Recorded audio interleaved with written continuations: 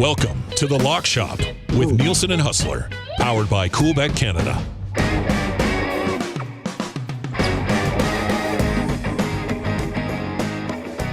What is up, ES-tiers, WS-tiers, and Lock Shoppers? Welcome to the Big Friday show. Three-man weave today. Huss, JBM, and Pat. Well, Dusty, get well soon, buddy. Hopefully he'll have a voice and be able to kill it tomorrow. Big West final between British Columbia and Saskatchewan in Regina. BC will be all over that. By the way, updated lines. Riders now up to 3.5-point favorites in that game. Argos 6.5-point favorites in the West semi. But we're going to be all over our NFL best bets today. And shout out to everybody in chat. I do see Big Maple fired up. UFC in Edmonton this weekend.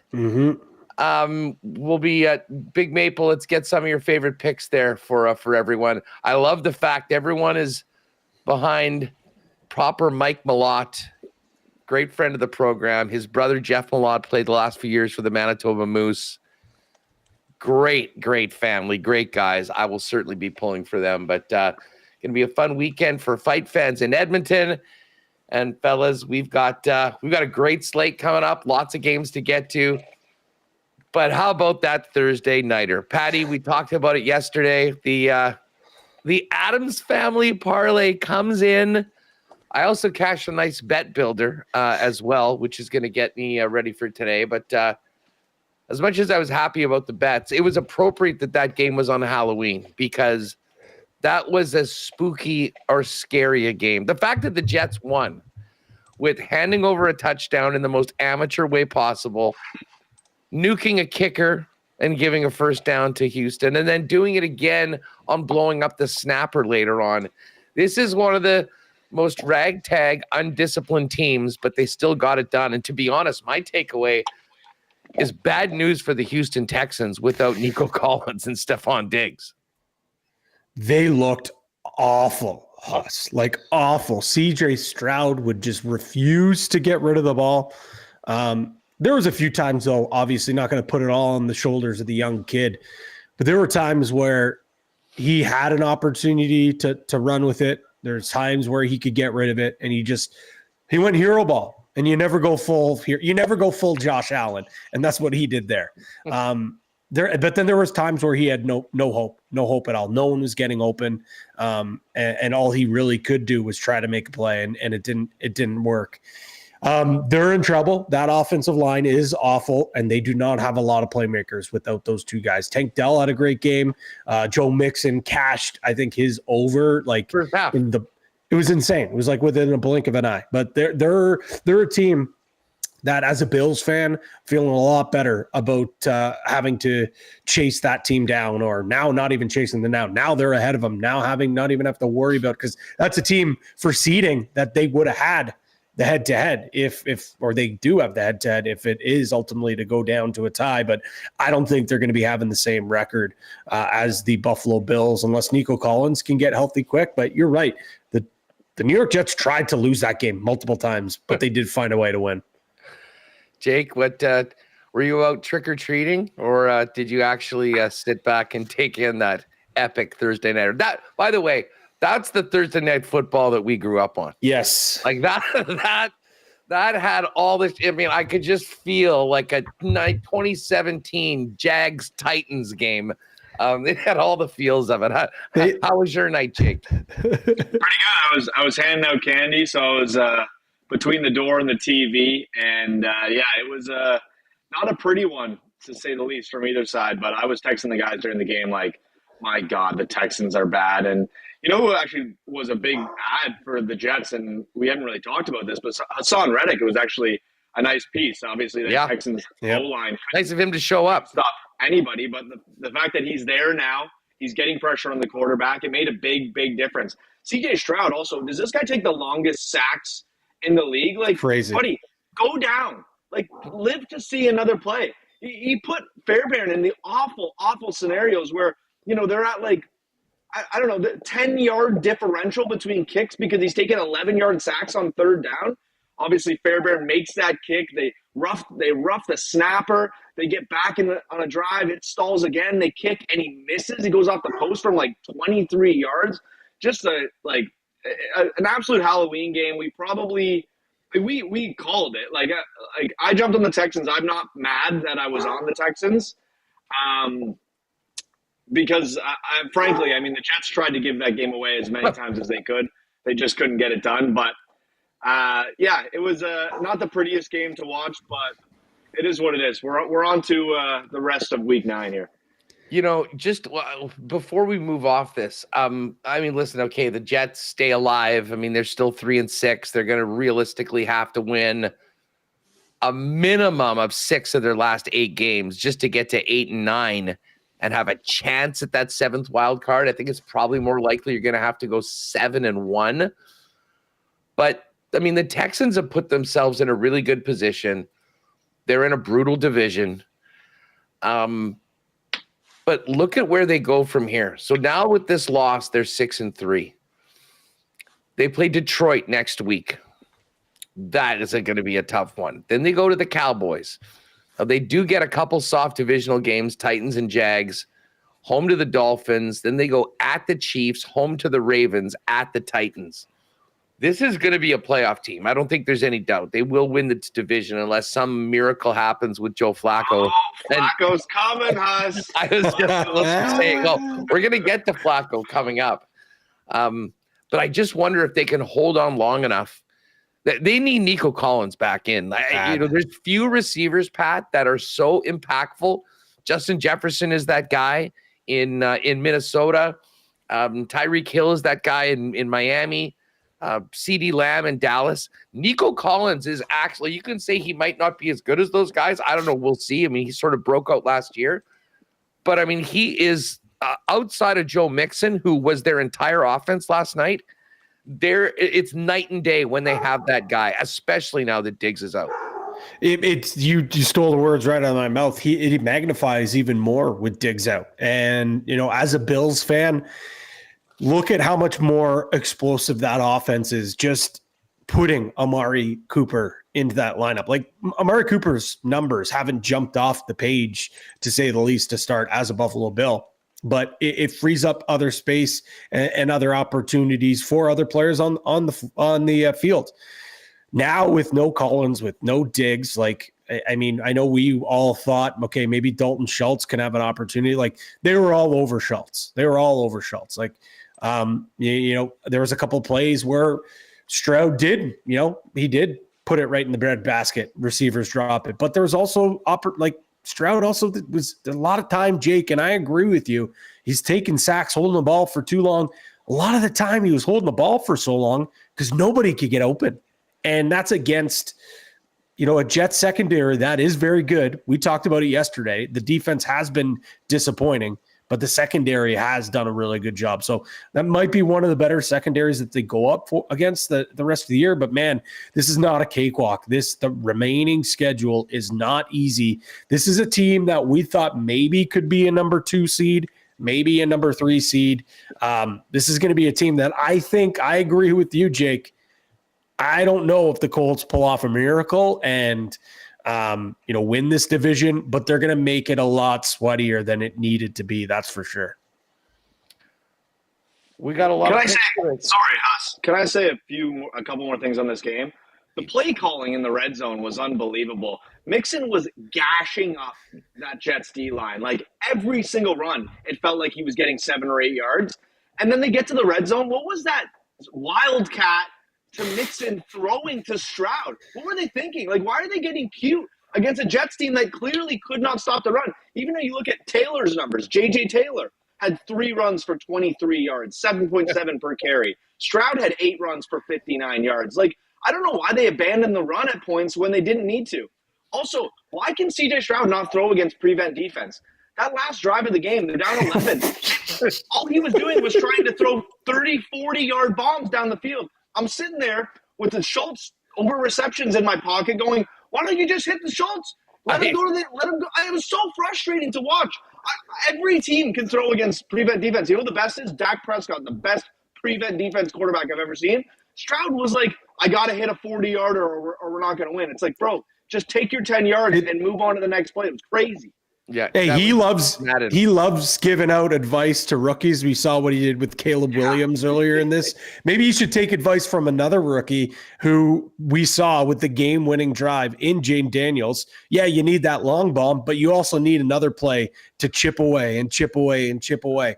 I totally agree with you. I was doing the opposite. Yes, I had Schultz, and unfortunately, Jake, I knew that bet was dead, but I also had CJ Stroud under yards, and that might have been one of the sharpest plays I have made to date because, boy, oh boy, to start that game, it was a pretty decent opening drive. I was like, oh boy, this could be in trouble. Like if they're actually CJ's doing all right here. After that, anything in the air, it just was not looking great. And this is a guy last year, we were talking about CJ Stroud being a potential MVP.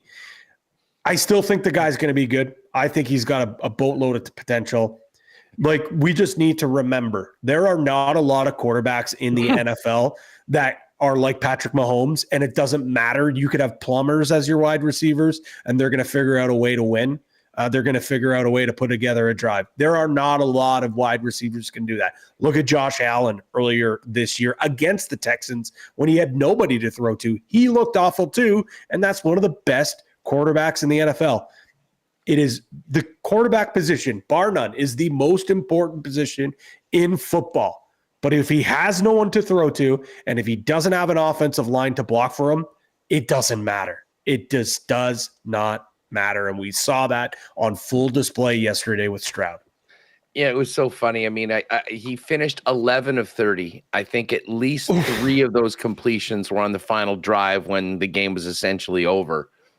And you know what? And he was the best quarterback in the first half. Aaron Rodgers had 31 yards. But credit to Aaron for turning it around. And listen, Garrett, I mean, we can't move off of this without just quickly touching on Garrett Wilson. If they do anything, he single-handedly saved that season. I mean, that was not like this beautiful pass by Aaron Rodgers. I mean, that could have easily been picked. And even his first touchdown, I mean, credit, he threw it, he caught it. But, I mean, the margin for error was incredibly razor thin. And then, hey, Devontae did look good on that one, and I was very happy about it because we did get the over. Well, we already had the over 1.5 touchdown passes for Rodgers. But we got the Devontae TD. He was already over the number. So anyways, the Jets come back from the dead in the second half. They stay alive. They're 3-6. Tough loss for Houston as they move on. All right, let's get to the week 4 best bets. I've got Dusty's picks, and you know what? We're going head to head on one. So I will start right there. Dusty is on the Atlanta Falcons -3.5. I'm taking the Cowboys +3.5. You guys know me. I can't stand the Cowboys. I do think, though, that they're a better team that they've shown so far this year. And a noon game in the Dome against Atlanta, to me, this is exactly the sort of time that you could get right. Now, I'm not necessarily saying that they're going to win this football game. But if you look back at the games that Atlanta has played this year, every single one of them has been like a nail biter, 1, 2, 3-point game. The minute that the hook came into play here, I'm thinking that Dallas is the play. Now, Dusty obviously likes Atlanta, and I mean, there's a lot to like about Atlanta right now. What's the total in this game? But while we look at it here, Cowboys 51.5. That's probably one of the biggest of the week, if not the biggest of the week. Yeah, it is. Sure.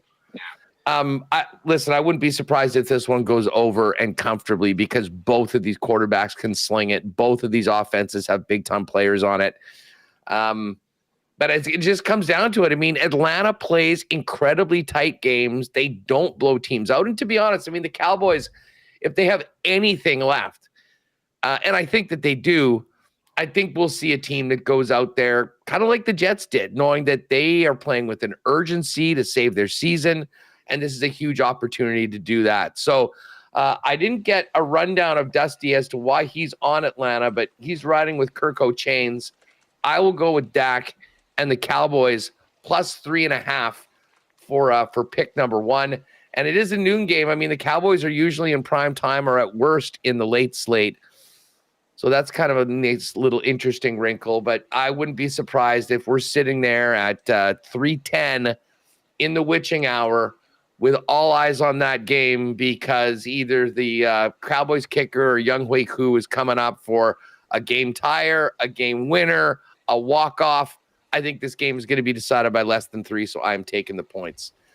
Jake, what's your favorite one on the board? Well, since you're going against Dusty, I guess I'll go against Dusty as well. This isn't my favorite pick, but since we're on the topic, plug your nose. I'm on the Giants +4. I think it's a big letdown spot for the Commies this week. Big Hail Mary win. I think they're fat and happy. They're atop the division. I think they think it's going to be a breeze going into New York. I don't think New York's necessarily a good football team by any means. The defensive line, though, has been pretty strong for them. If they can contain Jaden Daniels, I think that'll be a big part of the winning game plan, or at least the covering game plan. So I'm going to get on them. Jones, I was going through some of the stats. Jones actually plays well against the Commanders, or against Washington. I guess they've changed their name a few times. 5-2-1 straight up, and 6-2 against the spread in his career versus Washington. Versus the rest of the league, it is not pretty. So this is the one team, for whatever reason, he can play pretty solid against in the past. Hoping that continues this week. And also, he's just slightly better in the 1 p.m. slate. Not good, but slightly better. 19-19-1 straight up. 22-17 against the spread at 1 p.m. After 1 p.m., 6-24 straight up. 13-17 against the spread. Listen, Daniel Jones isn't a quarterback that I'd build my franchise around, but I don't mind him at 1 o'clock in a divisional game as a home dog. So I get the Giants +4. And for everyone who doesn't know, Dusty is on Washington at -4. Yeah, Dusty's taking the Commanders. And I do think back, what was their early? These two teams played in the first week or second week of the season. And it was that 21-18 game, which I think was 7 field goals, if I'm not mistaken. I mean, it was I'm not sure Jaden Daniels threw any. I think they just kept on moving the football into the red zone and kicking field goals. So, and hey, listen, they're on a high from that insane Hail Mary win last week. Hey, I know it's Washington and New York, but I think I'll see this. I mean, Jaden Daniels alone is kind of worth keeping your eye on or having it on one of the screens. So I'll pay attention on this. I'm staying away from this game, though. I mean, I think Washington's a better team. But I'm sort of with you, Jake. I mean, now that this number's at 4, divisional games, team on the road, that's a lot to lay for a team that, I'm not sure has the chops to just blow inferior teams out. So we'll see how that one goes. Patty, what's at the top of your board? I'll stick with the theme here and kick Dusty while he's down, although it's not against his pick, it's against his team. I like the Packers +2.5. I might even take them on the money line here just because that is inside the field goal. And full disclosure, full caveat, this is if Jordan Love plays the game. I also think this is a line baked in if Love is playing the game, and all indications seem to see that the guy is going to play. Jake couldn't be higher on the Packers. I know he made that in-season bet. They're trending in the right direction. But a lot of this also is on the flip side of the Lions. I know they have arguably been the best team in the NFL this year, but they're indoor cats. They're not cats that you let out, you open the screen door, let them walk outside. No. They're indoor cats. They got their little tower that they scratch on. They get their catnip and their treats. They feel comfortable. You let an outdoor cat play with the indoor cat play with the outdoor cats, you're asking for trouble. And I think that's exactly what this is. It's going to be rainy. It's not going to be the coldest Lambeau game we've ever seen, but it's going to be rainy, windy. And we know Jared Goff has struggled in the past when he does play in those colder, wet, rainy conditions.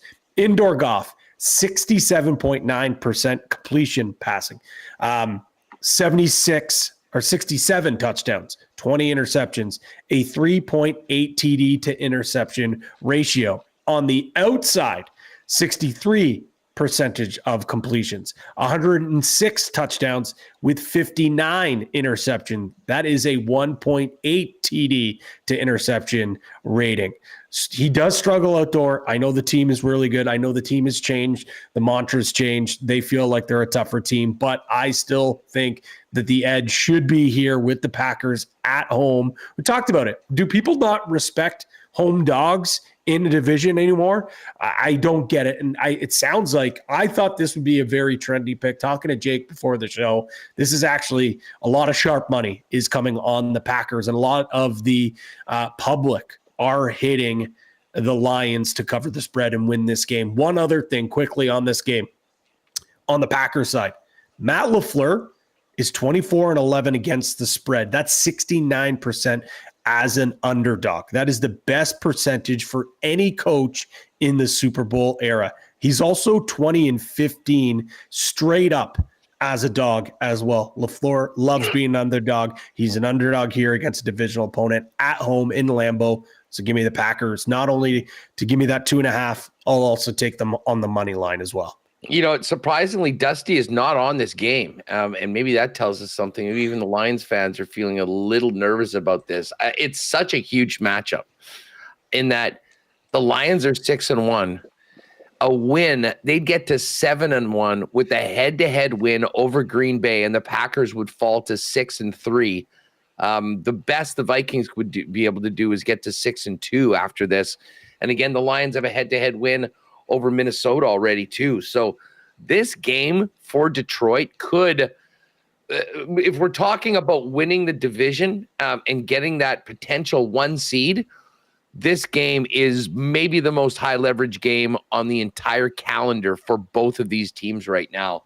And it certainly does set up an awesome matchup that I think we'll all be looking at. And listen, I mean, I'm going to probably keep this one off my card. I think I'd maybe lean Detroit just because of how hot they're running right now. And again, speaking of being outdoor cats, you know who is outdoor is David Montgomery and Jahmyr Gibbs and that offensive line. And if it does come down to a running game, which I think Detroit would love it to be that way, they'll do exactly that. And listen, Jared Goff has been phenomenal this season. But Jake, you and I, we've been high on the Packers for the beginning of the season. Like a big game for Jordan Love and beating the Lions here could have massive implications and get him back in the MVP race. And again, at that point, if Green Bay can win this game and give Detroit their second loss of the season, all bets are off when we're talking about the 1 seed right now, as well as the NFC North. I mean, it's just a huge game. I can't wait for it. Well, imagine how important that 1 seed's going to be for the Lions, who, like Pat said, they are indoor cats. They do play better indoors, whether you like it or not. If they have home field advantage for the entire NFC playoffs, you know, it's going to be hard to bet against them. But if Green Bay can find a way to win this football game, like you said, Hans, all bets are off. I mean, to speed things up, I'm also on the Packers plus 2.5. And Pat, you know, kind of took the stats right off my card here. I literally wrote down the Lions are indoor cats. This is one of only 3 games they'll be playing outdoors this year. And Pat and I made a pact from the start of the season. We said when Jared Goff is outdoors, we're betting against him. Like that was always the plan. So we're sticking to it. I actually, you know, a day or two ago, I was kind of leaning Detroit because of the Jordan Love status. I think I've fallen back into where I expected myself to be, you know, early in the season, taking the Packers outdoors against the Lions at plus 2.5 as well. I'm just looking here. I don't know if you mentioned this, Pat. Goff's against the spread record, indoor versus outdoor. Indoor, 41-18 against the spread. I mean, that's incredible. 31-10 over the last 4 seasons. 36-35-2 against the spread outdoor. So closer to 50% against the spread as an outdoor quarterback. We'll have to see what happens this weekend in Green Bay. I didn't whip that out. I'm glad you did, because that makes me feel even better. And let's not forget, like Jordan Love last year, that huge game he had. He was like 22 for 32, had over 250 yards. He was an absolute killer the last time they played. And that's when the Packers kind of turned their season around. The Lions were like 8-3. Absolutely everyone was clamoring for this Lions team that turned a corner, and the Packers kind of punched them in the mouth. And let's not forget, again, Matt LaFleur as an underdog. I put out those stats, and you pair that with the fact that we're dealing with the outdoor cats. I really feel good about this bet. All right. My second pick is going to be the Indianapolis Colts plus 5.5 right now. Listen, I'm a Vikings guy. You know that I've been on the Vikings for most of this season so far. But I've actually gone on the other side when, you know, they had that tough game last outing against the Rams. Now the Vikings are going to have the extra rest. I think they'll be ready to go. And I expect them to win this football game. But I'll tell you what, with Joe Flacco in, I think the Colts, who have a solid defense, Jonathan Taylor's there for running the football. He all of a sudden makes that offense actually legit. Like, we're going to see Michael Pittman actually get catchable balls from Joe Flacco, and I think they'll be able to move the football. Indy is number 1 in the league against the spread at 7-1. Had them last week against Houston. And listen, they're one of those teams that's good enough to cover, just not always good enough to actually win as the underdog. And I think this Sunday nighter is going to be another good one. I expect the Colts to be in this game. I expect them to be able to keep it close. And I expect us to be glued to our TVs in the last 5 minutes of the fourth quarter to see who wins this game. So getting the 5.5 points for Indianapolis, I'm going to take it. And don't think that they didn't watch that game last night and saw what happened to the Houston Texans and the state of that team right now. And, they're 4-4. If they could get a win, they're just one game back of Houston, who is in a tough spot. And I really do think, and Jake, we've talked a lot about Indy so far this year and really from the preseason, like the whole Anthony Richardson thing, he was just terrible. I mean, he was throwing it like 30-40%.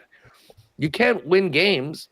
Like, look at the Texans last night. You can't win games completing 10 or 11 passes in the NFL unless you run it like Detroit. And none of these teams do that.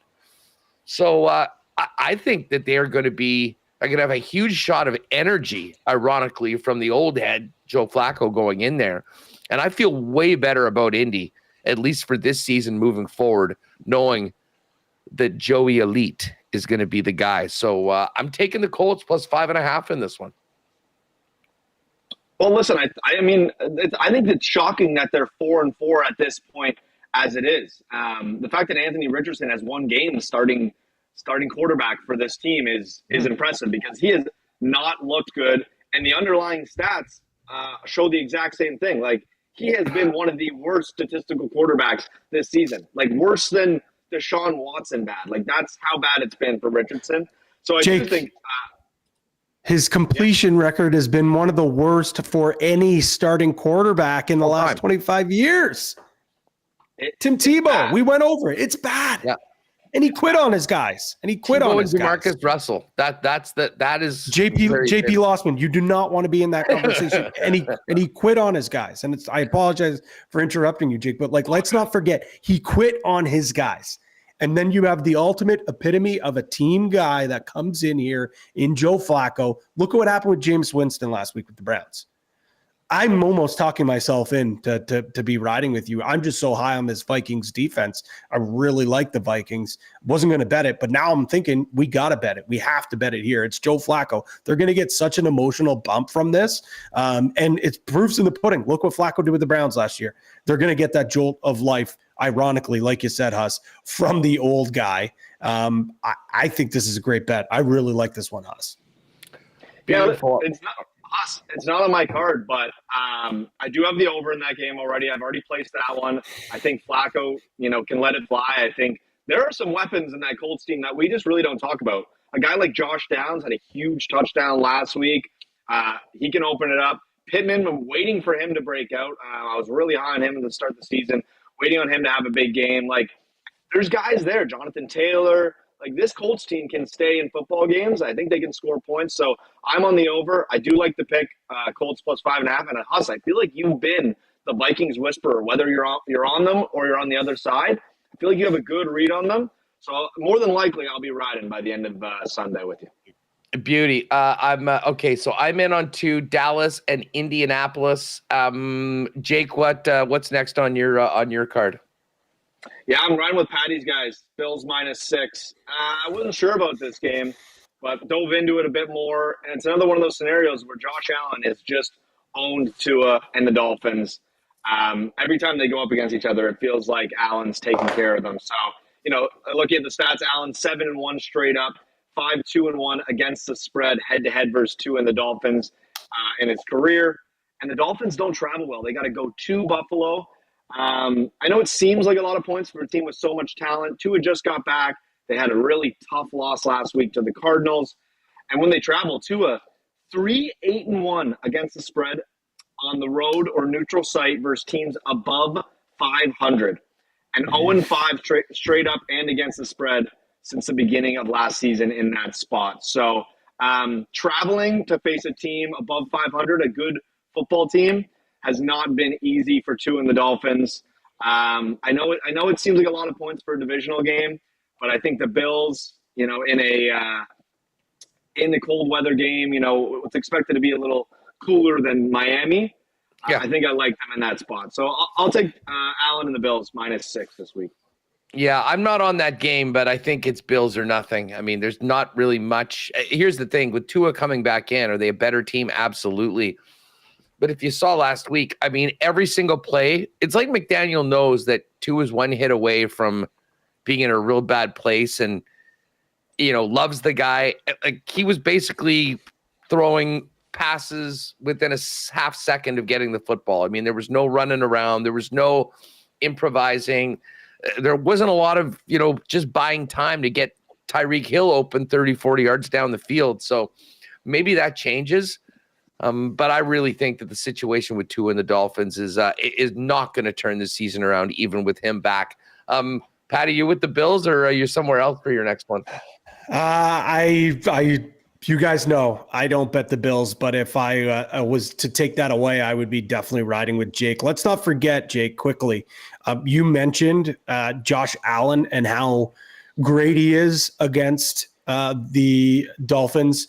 He was pretty pedestrian in that game, and not because he wasn't great. It's just they ran all over the Dolphins in that second game of the year. That was the James Cook breakout game. Like that was when Josh Allen was using his legs. Like they are going to play bully ball against the Dolphins, and I think it's going to work. So I like the pick. Unfortunately, just because of my principle, I cannot ride with you. I will go with someone else's team here, and I'll ride with your team, Huss.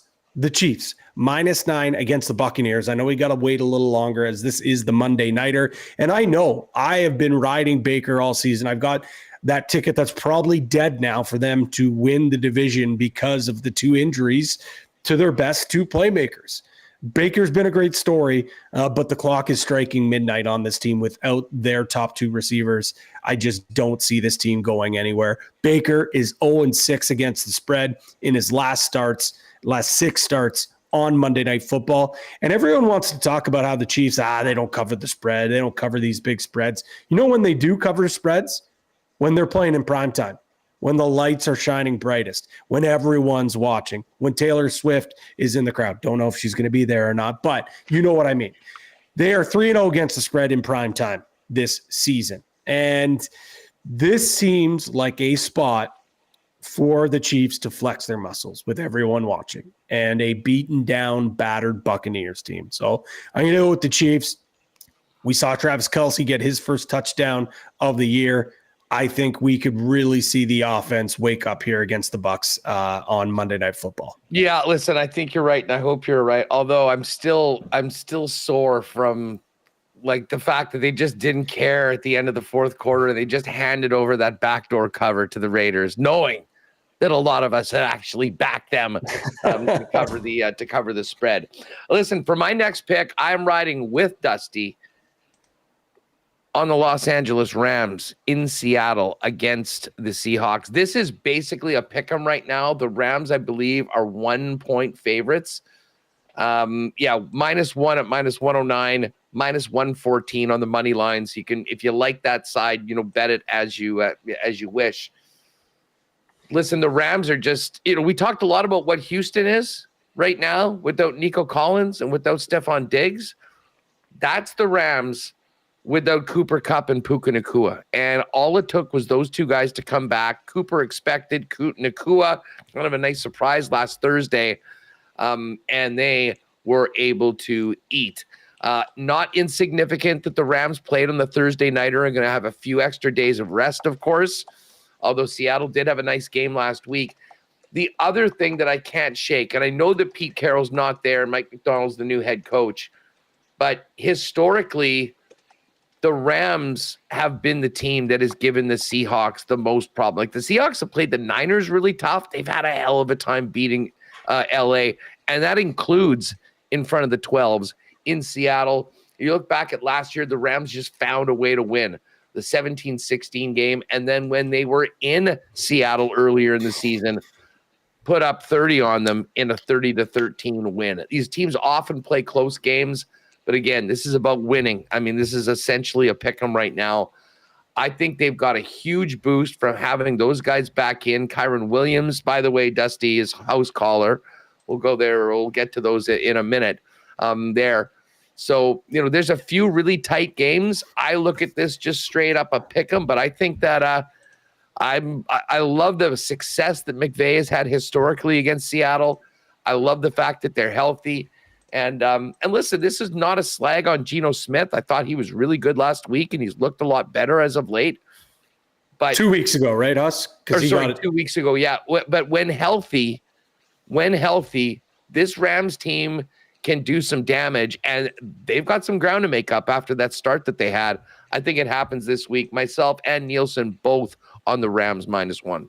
And myself as well. That was one of my picks. I love it. You laid it out perfectly. One other thing I'll quickly note, because you laid it out. It's almost like you read my notes before here. But the Rams are 5th in pressure rate defensively, and we know how much this Seattle team has had troubles protecting Geno Smith. The Buffalo Bills were all over him last week, picking himself up off the ground. They didn't really sack him all that much last week, although he did sack himself, the one in the red zone.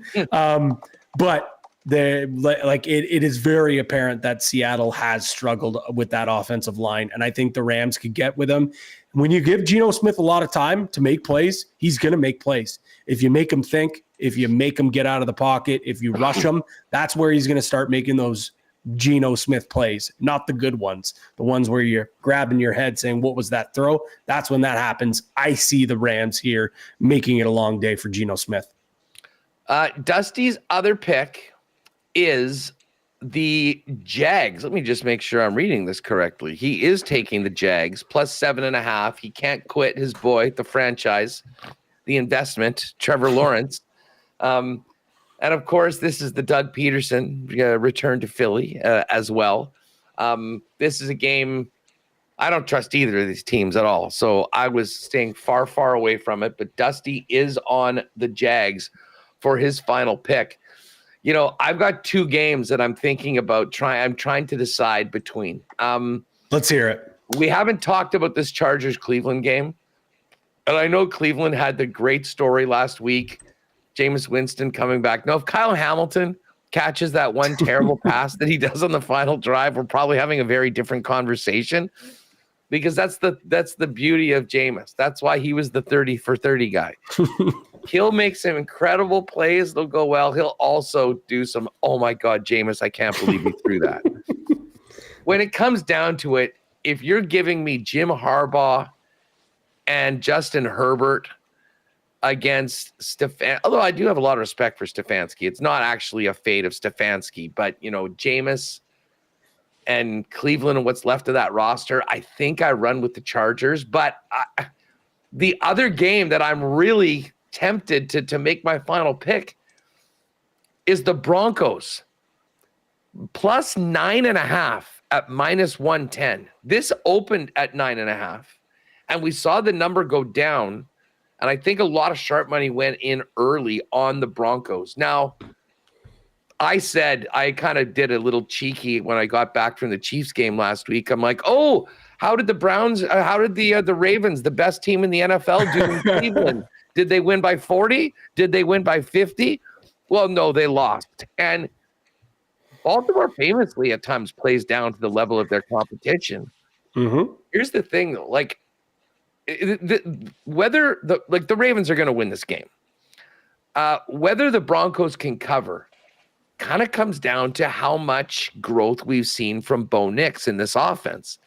Now, I don't want to put too much into this for obvious reasons, but their offense has really got going the last few weeks while their defense is still really, really good. Now, they have put up 28 and 33 in the last 2 games. The bad part about it was against the Saints and against But the Baltimore defense, as we saw last week against Cleveland, is, I don't think, at a championship level right now. I mean, their offense, absolutely. But here's the thing. I mean, this Denver defense is a top 10 unit, top 5 in some categories. Like, it's not going to be easy, I think, for Baltimore to just run up and down the field on these guys. So I'm looking at this big number, and it's very tempting to take Denver. Oh, do you guys have a lean on either of these ones? I hate to tell you, Huss, these are 2 leans that I had that ended up not on my card, but I was leaning the other way. I was leaning with the Browns because I totally agree with you. Like, I mean, that game could have been flipped completely different, but I kind of like the spot for the Browns. I think they've got a lot of good juju going. This one here, though, to me, I feel, and I think Jake maybe is feeling the same way. I just think it's too many points, but I just feel like this is a game, and you might have been logging on in the green room before we started this program. This, to me, feels like a game where people are going to be like, it's too many points. Look at the Broncos defense. The Ravens just lost to the Broncos. Like, I think that this is one where this is a huge bounce back spot, and we're talking about a blowout victory for Baltimore. And where they just run all over and they kind of give a dose of reality to that Broncos team. With that being said, it was too many points. That's why I stayed away from it. So in a long-winded answer, I'm leaning on the wrong side, so I can't really help you here. Jake, what about you? Do you have thoughts on either of those 2 games?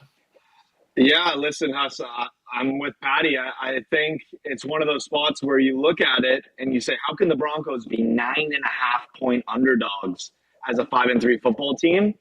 But that's the line that makes me think, okay, like, this is Ravens blowout territory. Like, that's what the books are seeing. That's what the bookies are seeing.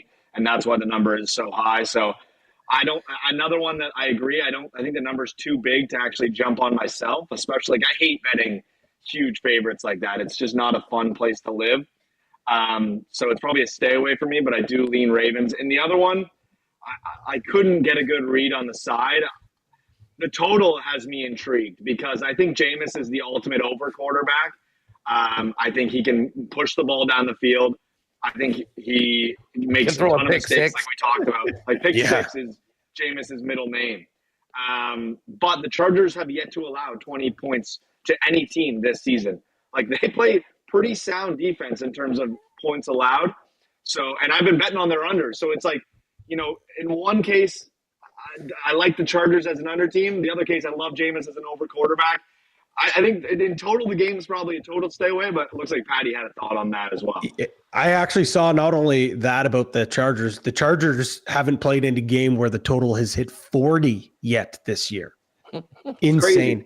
Now that I'm talking myself into it, and I know I'm a Jameis guy, I know that was my favorite bet of the year, picking them, and maybe it is Chargers. Maybe Jim Harbaugh and that defense really gives the Browns a lot of fits, and everyone is so high and up here for the Browns. Maybe it is the Chargers. Let's not forget the Chargers are sitting in a playoff spot right now. Like, they've got a lot to play for, where the Browns, if you ask a lot of Browns fans, one of my best buddies is a Browns fan, and he's kind of like saying, like, it's great to see Jameis here, but at the same time, I don't really want to win too many games. I want a good draft pick. So Maybe it is the Chargers. Maybe the Chargers is the play. I'm gonna go with the Chargers.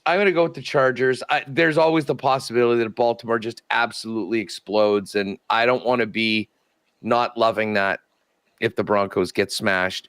And Huss, I feel like with the Chargers, you're going to get a pretty solid run game. Like that can be a lot of clock eating, keeping the ball out of Jameis's hands, and like Patty, you laid it out. I just looked at the totals here. How about this? Chargers game totals this season: 32, 29, 30, 27, 39, 32, 34.